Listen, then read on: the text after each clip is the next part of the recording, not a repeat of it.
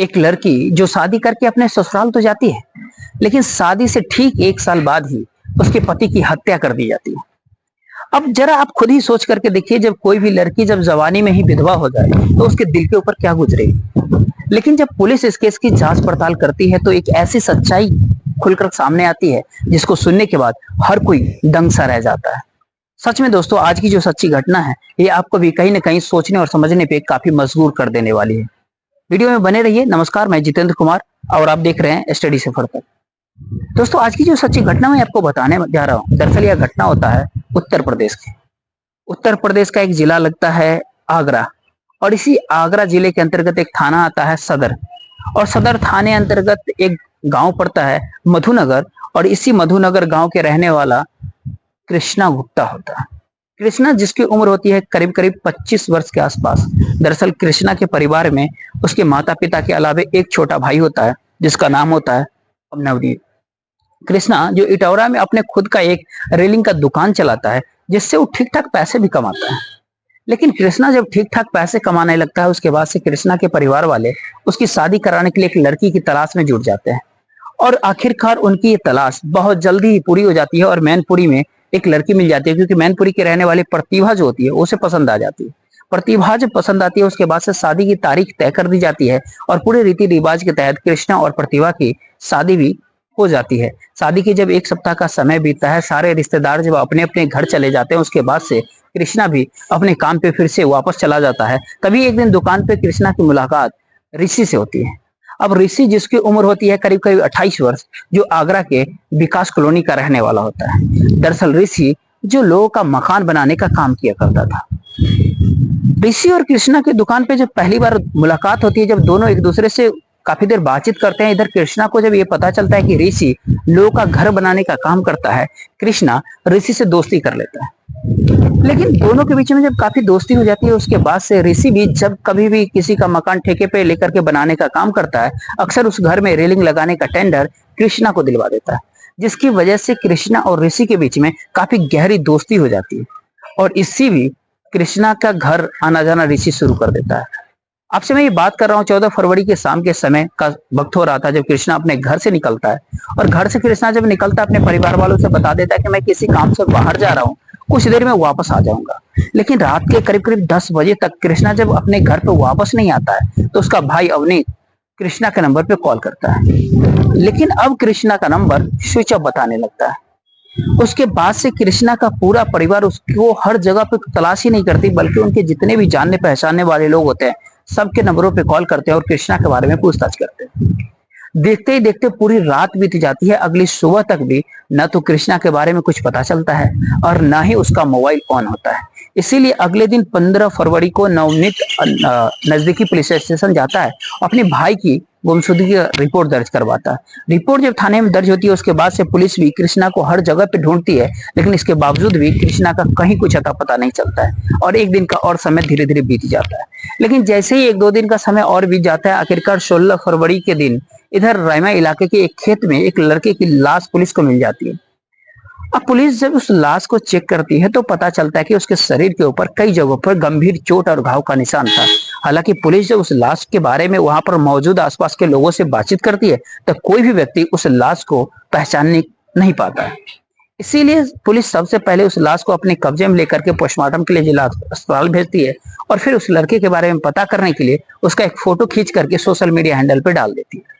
अब पुलिस जब उस फोटो को सोशल मीडिया के कई सारे ऐप पे डालती है, तभी वो फोटो इधर अवनीत के सामने पहुंच जाता है। अवनीत जब उस फोटो को देखता है तो देख करके पहचान जाता है कि उसका भाई, दरअसल मरने वाला व्यक्ति कोई और नहीं, अवनीत का ही भाई कृष्णा होता है। अवनीत जब इस फोटो को पहचान जाता है, अपने भाई को पहचान लेता है, तो उस फोटो को लेकर थाने में जाता है। पुलिस जब उस डेड बॉडी को अवनीत को दिखाता है, तो उस देख करके उस डेड बॉडी को पहचान कर लेता है। उसके बाद से पुलिस अवनीत के कहने पे धारा 302 के तहत अज्ञात अपराधियों के विरोध में मुकदमा दर्ज कर लेती है, और इस केस की कुछ ही बारीकी तरीके से जांच पड़ताल में जुट जाती है।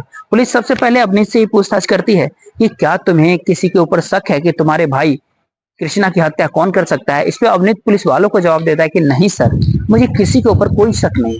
पुलिस फिर से अवनीत से पूछताछ करती है कि आखिरकार कृष्णा रायमा इलाके के भीतर कैसे पहुंचा। इसके अवनीत पुलिस वालों को बताता है कि साहब, जब मेरा भाई घर से निकला था तो सिर्फ इतना ही कहा था कि मैं किसी काम से जा रहा हूँ, लेकिन कहाँ गया था, क्यों गया था, इसके बारे में घर पे किसी को नहीं बताया था। लेकिन मैं इतना जानता हूँ कि मेरे भाई का एक दोस्त है जिसका नाम है ऋषि। हो सके तो आप ऋषि से पूछताछ कर लीजिए, क्योंकि पुलिस ऋषि से भी पूछताछ करने के लिए उसके घर पे जाती है, लेकिन ऋषि भी पुलिस वालों को बताता है कि साहब मुझे इस बारे में कुछ भी नहीं पता है। इसीलिए पुलिस अब अपराधियों तक पहुंचने के लिए अपने खबरियों को भी काम पे लगा देती है। जैसे ही 1-2 दिन का समय बीता, एक खबरी थाने के अंदर आता है और पुलिस वालों को बताता है कि साहब मैं दावे के साथ तो नहीं कह सकता, लेकिन ऋषि का ही एक दोस्त है जिसका नाम है पवन, जो रायमा इलाका के रहने वाला है, जिस इलाके के भीतर कृष्णा का लाश मिला था। हो सके है तो आप पवन से पूछताछ करके देखिए, क्योंकि पुलिस के सामने भी कोई रास्ता ही नहीं बचा था। इसीलिए पुलिस अब पवन के घर पे जाती है और पवन को गिरफ्तार करके थाने में लेकर के आ जाती है। लेकिन पुलिस जब पवन से कृष्णा की हत्या के बारे में पूछताछ करती है, तो पवन भी बिना किसी शक्ति दबाव के तुरंत ही अपने जुर्म को कबूल कर लेता है। लेकिन पवन जब इस हत्याकांड की पूरी कहानी बताता है, तो पुलिस पवन के ही कहने पे 1-2 नहीं बल्कि 3-3 लोगों को गिरफ्तार करके थाने लेकर के जाती है। दरअसल इस कहानी की शुरुआत होती है जब कृष्णा प्रतिभा से शादी कर अपने घर लेकर के आता है। प्रतिभा भले ही शादी कर अपने ससुराल में तो चली जाती है, लेकिन ससुराल में उसका मन ही नहीं लगता है। कृष्णा के परिवार वालों को ऐसा लगता है कि शायद प्रतिभा अभी बिल्कुल भी यहाँ पर अभी नहीं है। जब कुछ महीने का समय बीतेगा, प्रतिभा जब लोगों को पहचान जाएगी, उसका मन भी लग जाएगा। लेकिन ऐसा कभी होता नहीं है। दरअसल 4 महीने का समय जब बीत जाता है, एक दिन प्रतिभा कृष्णा से कहती है कि मैं अपने मायके जाना चाहती हूँ। अब मायके जाने की जब वो बात कहती है, तो कृष्णा भी उसको समझाते बुझाते हुए कहता है कि ठीक है, जिस दिन मुझे समय मिलेगा मैं तुम्हें खुद लेकर के मायके चलूंगा। लेकिन प्रतिभा अपनी जिद पे अड़ जाती है कि नहीं, मुझे कल ही अपने मायके जाना है। लेकिन प्रतिभा जब अपनी जिद पे अड़ जाती है, आखिरकार कृष्णा भी अपनी पत्नी की बात मान लेता है और अगले ही दिन अपनी पत्नी को लेकर ससुराल में चला जाता है। ससुराल में जब वो पहुंचता है, थोड़ी देर वहां पे वो ठहरने के बाद जब वहां से वो अपने घर के लिए निकलता है, तभी गांव से बाहर ही उसे ऋषि दिखाई देता है। अब ऋषि को देख करके कृष्णा एकदम से चौंक जाता है। अब जाकर के ऋषि से वो पूछताछ करता है कि तुम इधर क्या कर रहे हो। इस पे ऋषि जवाब देता है कि दरअसल मैं गुप्ता जी से मिलने के लिए आया। गुप्ता जी के घर के तरफ जब वो इशारा करता है, तो कृष्णा कहता है कि क्या तुम गुप्ता जी को जानते हो। इस पर ऋषि भी कृष्णा को जवाब देते हुए कहता है कि दरअसल मैं यहाँ पर अक्सर आते जाते रहता हूँ। इस पर कृष्णा आगे कहता है कि दरअसल वो गुप्ता जी मेरे ससुर के बड़े भाई, तुम्हें ये भी पता होगा कि उनके बड़े भाई की बेटी से ही मेरी शादी हुई है। इस पर ऋषि भी उसको जवाब देते हुए कहता है कि मुझे ये बात पता है कि तुम्हारी शादी प्रतिभा से हुई है। अब कृष्णा कहता है कि जब तुम्हें ये बात पता था कि मेरी शादी प्रतिभा से हुई है, तो तुमने इस बारे में मुझे बताया क्यों नहीं था। इस पर ऋषि उसे जवाब देते हुए कहता है कि कोई जरूरी नहीं था। लेकिन इतनी सी ही बात कहने के बाद ऋषि तो वहां से निकल जाता है, लेकिन न जाने क्यों कृष्णा के दिमाग में अब शक पैदा हो जाता है। दरअसल अब कृष्णा को ऐसा लगता है कि शायद कहीं ऋषि के साथ उसकी पत्नी का अफेयर तो नहीं चल रहा, क्योंकि शादी के 4 महीने का समय गुजर चुका था। प्रतिभा को अपने ससुराल में मन ही नहीं लग रहा था। कृष्णा जब अपने घर पे पहुंचता है, उसके दिमाग में तरह तरह की अजीब अजीब अपनी पत्नियों को लेकर के ख्याल तो आता है, लेकिन इसके बावजूद भी इस बारे में अपने परिवार वालों से वो नहीं बताता है, बल्कि अब सच्चाई पता करने लगता है। अब सच्चाई पता करने की कोशिश जब वो करता है, तो आखिरकार कृष्णा को पता चल जाता है कि दरअसल शादी से पहले से ही उसकी पत्नी का ऋषि के साथ में प्रेम प्रसंग चल रहा था। अब कृष्णा अब ये बात सोचता है कि ऋषि ऑलरेडी शादीशुदा था, इसीलिए प्रतिभा के माता पिता ने उसे शादी नहीं किया। अब दरअसल प्रतिभा के माता पिता ये सोच करके उसकी शादी करवा दिया कि प्रतिभा जब अपने ससुराल में जाएगी, कुछ दिनों के बाद ऋषि को भूल जाएगी। लेकिन प्रतिभा अभी भी ऋषि को भूल ही नहीं पाती है। इधर कृष्णा को अपनी पत्नी की सारी करतूतें पता तो चल जाती है। 1 सप्ताह के बाद अपने ससुराल के अंदर फिर से दोबारा जाता है, अपनी पत्नी को लेकर वापस घर आ जाता है, लेकिन इस बारे में अपनी पत्नी से कुछ भी पूछताछ नहीं करता, बल्कि ऋषि को मना कर देता है कि आज के बाद से तुम्हें मेरे घर पे आने की कोई जरूरत नहीं। उसके बाद से कृष्णा और ऋषि के न तो कभी कोई बातचीत होती है और न ही दोनों एक दूसरे से कभी मुलाकात करते हैं। दरअसल शादी के जब 1 महीने का समय बीतता है, इधर प्रतिभा भी प्रेग्नेंट हो चुकी थी, गर्भवती हो चुकी थी, और जब और 5 महीने का समय बीतता है, आखिरकार प्रतिभा एक बेटी को जन्म दे देती है।